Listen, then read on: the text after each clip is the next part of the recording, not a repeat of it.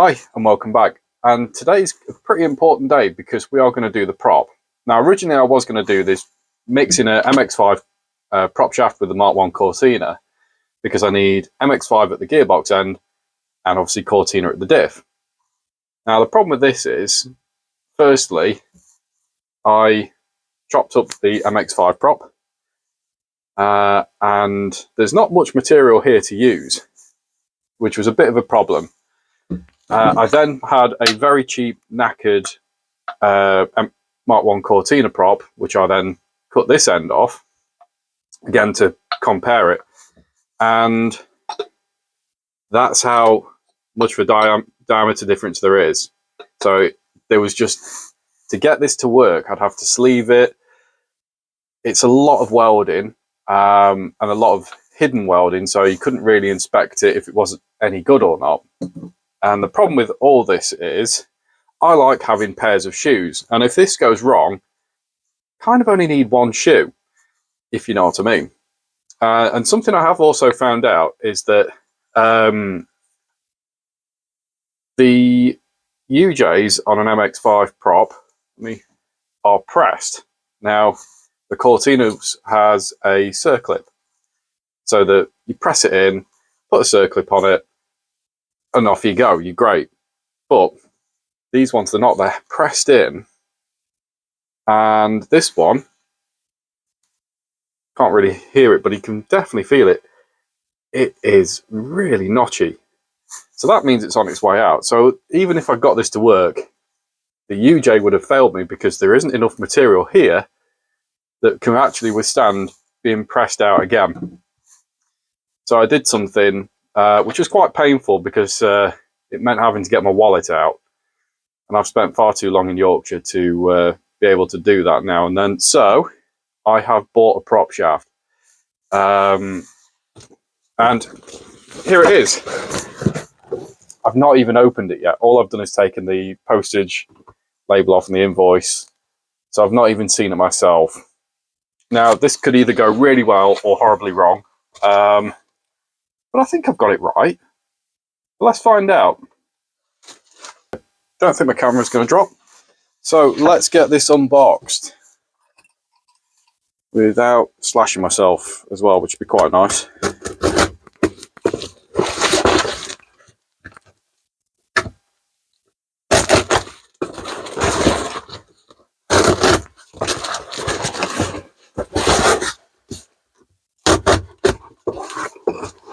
Right, that's that bit.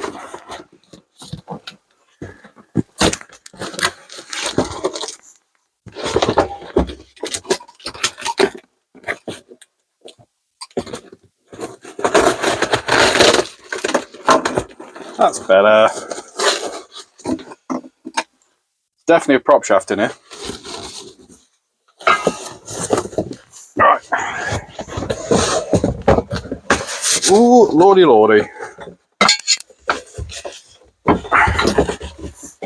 Oh, that looks good. That looks real good.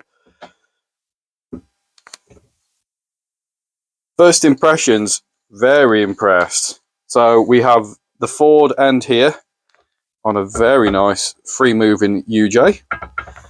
And over here, we have the Mazda side on a very free moving UJ, which is circlipped. And I have grease nipples, which is something I don't have on my current prop shaft.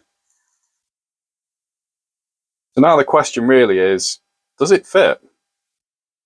Need to go find out. There we go. Sort of underneath. Don't know if this is the right way to film fit a prop shaft, but we shall see. Alright, first up.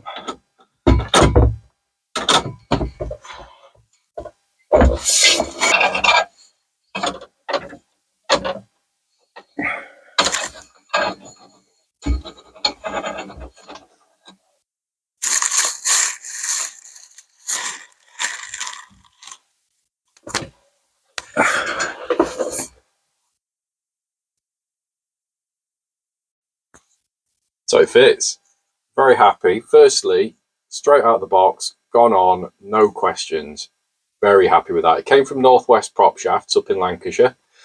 I ordered it, so today's Wednesday. It arrived yesterday, which was really difficult to not go and try and fit it. But I ordered it last Thursday. Yeah, last Thursday. So that's really quick turnaround. It was $300 for the prop, including delivery plus VAT. So that's $360 in total, which is actually more than what I've spent on anything else on this gearbox swap. Yeah, very happy with it, and it's balanced. The main things for me was that it was the correct ends, UJs are fresh, it's welded properly, and it's balanced. Now, if I tried to make that myself, which just showing you there were some technical problems, I'd have to pay quite a bit of money to get it properly welded and balanced. So, and it would have taken me so much longer. So I would definitely recommend that if you're going to go down this route, which I would also recommend. I think so far I've been very happy. I can't run it up, mainly because the fuel line's hanging low because I've removed some of the mounts. Same with the brake line, so it's rubbing against the prop, and I really don't want to run the risk of damaging that. I'm going to have to remove them anyway, but I don't want to damage them and get them wrapped around the prop or something stupid. I've also taken the exhaust off. That was partly for the battery cable, which is a job that I'm working on, waiting on some parts for that. But I have put this bulkhead connector in. You would have seen it in my shorts, but I will add that here now. So what that'll do is from the bulkhead in the engine bay, there'll be a proper battery cable that just goes from here to the starter, which is right about 300 mil away. I just wanted to make a much neater, safer cable routing for it, rather than the single cable that went all the way down and through the old steering box closing panel. Because this bit was fine, the rest of it wasn't sealed, but also because I moved the battery to the other side, I then have to bring it all the way along. So there wasn't enough battery cable to do it, but also I didn't want one continuous battery cable. Now I've got a small breakaway, which is really on the side that you're going to be removing more often than not. Not that you really will. So what next? Well, we know the prop shaft's in and works. We know the clutch works. Really, next thing is to take everything off again. I know. Make it look pretty, which is what I'm going to do now. So it's going to be gearbox out, engine out, tidy the thing, which might be a different video, I don't know. Kind of feeling like slow motion detailing is always good for a watch. But I think first off, let's get the mechanicals out and get to a point where we can actually start spraying. So let's go on with it.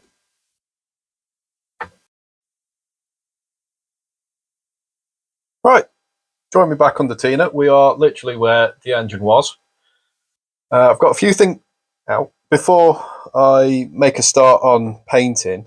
So I'm going to try and go back as far as here. You can see some of the prime bits down there from the seat.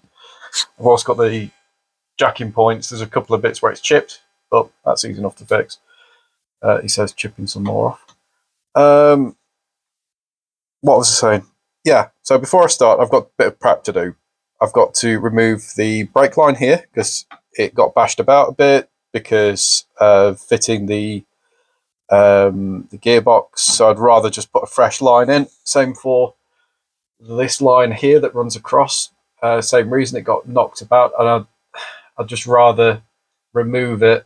I'm going to have to bleed the brakes anyway, so it's no major heartache on that. I'm going to remove this here, which was for the fuel line, because I think what I'll do, but you can see that's the fuel line, how bad it got bashed. And again, that's easy enough to replace. That's quite loose actually. Anyway, so that needs fixing. Yeah, fuel line's coming out for the same reason.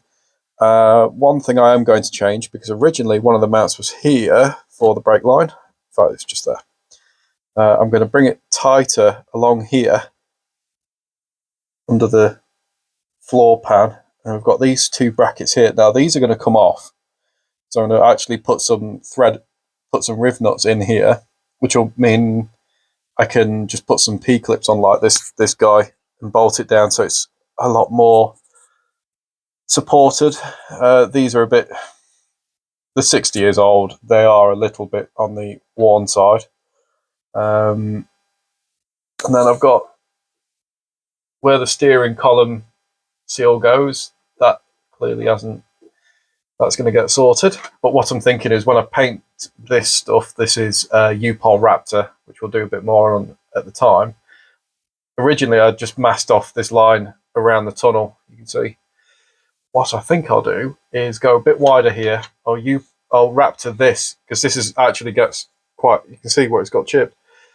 This does actually get some action, but I might actually come slightly wider around here as well. That hole might have seen in my shorts. That's where the battery cable will come out soon. So yeah, that's it. I think we'll do some prep. Like I say, brake line's off, fuel line off, drill and riv nut here. Sand some of these bits down. Obviously, need to support, get the get the jacking point sorted and primed. We're not in a bad position. And also tidy up some of this crap because I have not been clean. So let's get cracking.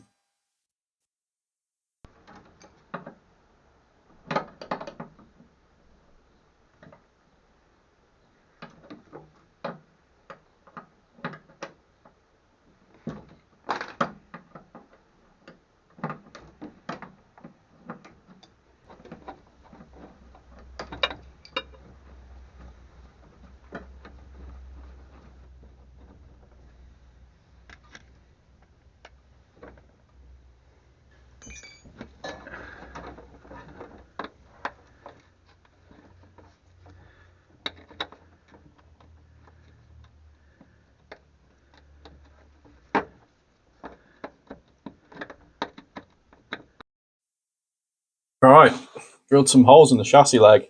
This will be for the brake and fuel lines, which I will riv nut.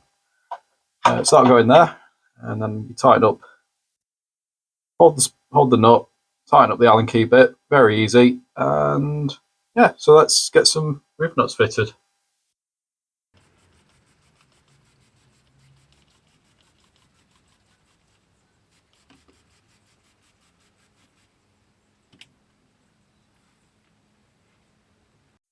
So the engine bay is actually clean. Who knew it was white?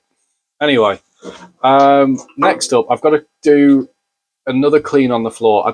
Gave it a good clean a while ago because it was covered in oil and filth, and it still is a little bit. But I need to get as much of this off, well, pretty much all of it off. And to do that, I'm going to use this, which is basically a degreaser that you would use before you paint. So I'm going to do a quick pass of that from where I'm going to paint, clean it up as best I can. And then I can start masking because I've got to try and mask I've got to mask from the floor above, some areas underneath. Basically, there's a lot to mask. It's definitely a lot harder masking it doing the underside now than when I did it 5 or 6 years ago when everything was covered in primer and rubbish anyway, so it didn't matter if I got a bit of overspray. Now I really do need to be on it. So, like I say, before I start masking anything, I'm going to clean the underside.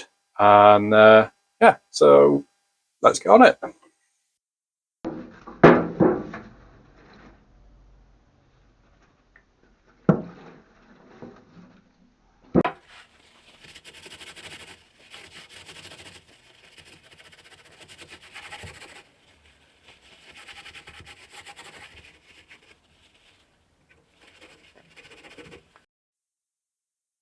So it's been a fair few hours. In fact, it's the next day, and everything is masked up. The sides of the Cortina, basically everything I don't really want paint on.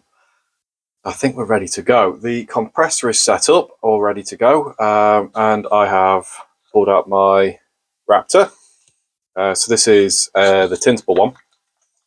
So I'll mix some of this with a tiny bit of the ermine white, and some thinners, and then this attaches to this, and then that gets some air in it, and then you point it where you want paint, basically, and pull the trigger, obviously. What else?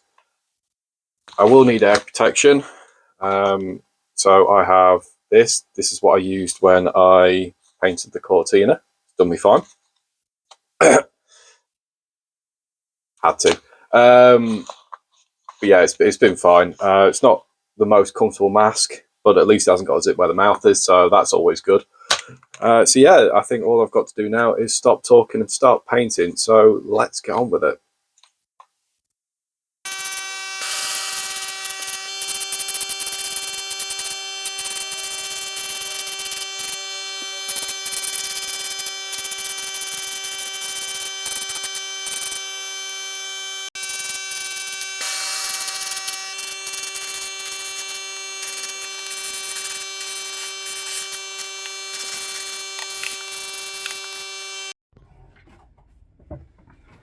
So a little bit unpredictable. Oh, what am I about? So unfortunately that half a bottle was clearly never going to reach the whole way around, and I should have really known. I just didn't know how much was in it. But it certainly made a good start, and that's what I needed. I definitely need to go over the areas around the tunnel again, because you can still see a bit of primer through it where it's a bit thin. So I've been out and I bought 2 more litres of this. Not quite enough to do to warrant buying 4. I mean, I went through 8 litres, slightly more, to do the entire thing, including wheel arches and all the other stuff. So there's quite a bit of material space when you look at it, but this should do it. So I'm going to start from the tunnel like I did last time, get that area done, then I'll work my way forward, making sure I get the primed areas first, and then the rest of the floor will be quite nice. But what I will say with this stuff is that once you've mixed it with the hardener, it will go off and it will set solid. So firstly, I'm going to take a little bit of this out. And the reason for that is what I found when I did this years ago, is that the bottle is actually quite full when you then put the paint in and the hardener, and it was getting it was just getting a bit caught up in itself. So I think adding a little bit thinner as well, you get a bit of a smoother finish, which is what I want, rather than it being like a really tough stippled effect. So yeah, I'm going to put the compressor on, get this mixed up, and get my mask on and get the thing finished. So let's get cracking.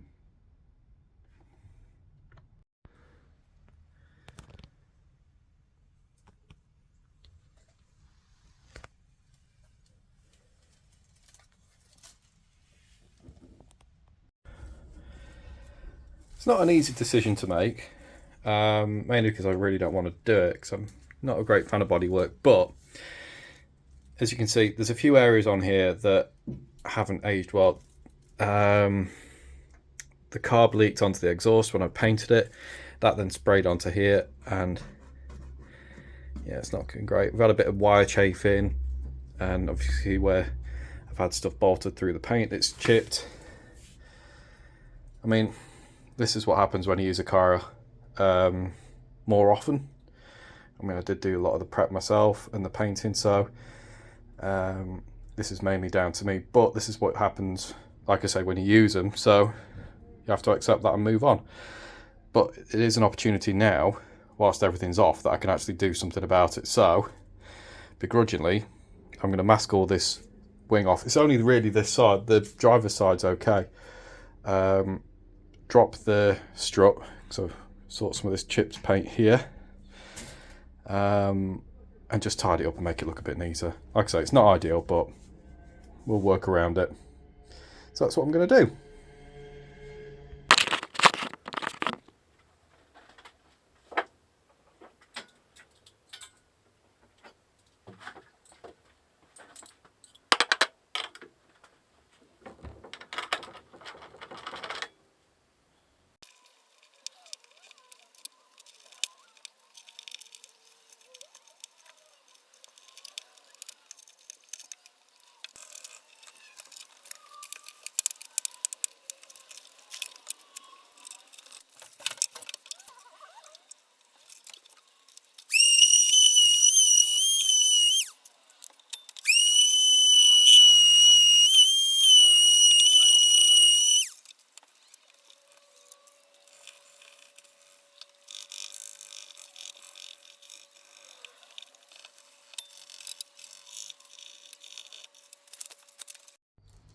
So it's taken me a while, but I've done a lot of sanding and priming and masking, obviously. But I think I'm ready to start painting now.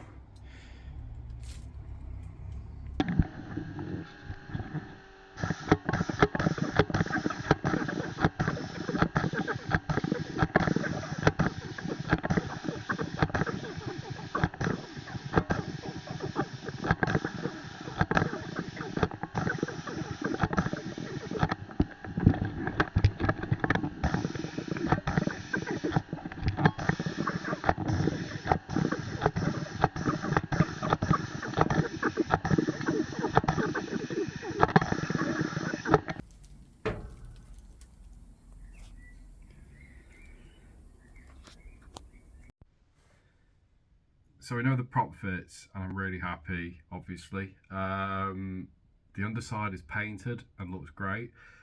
The engine bay was a bit of a twist that I wasn't sure I was going to go down, and thought better of it. Let's just do it now. I'm glad I've done it.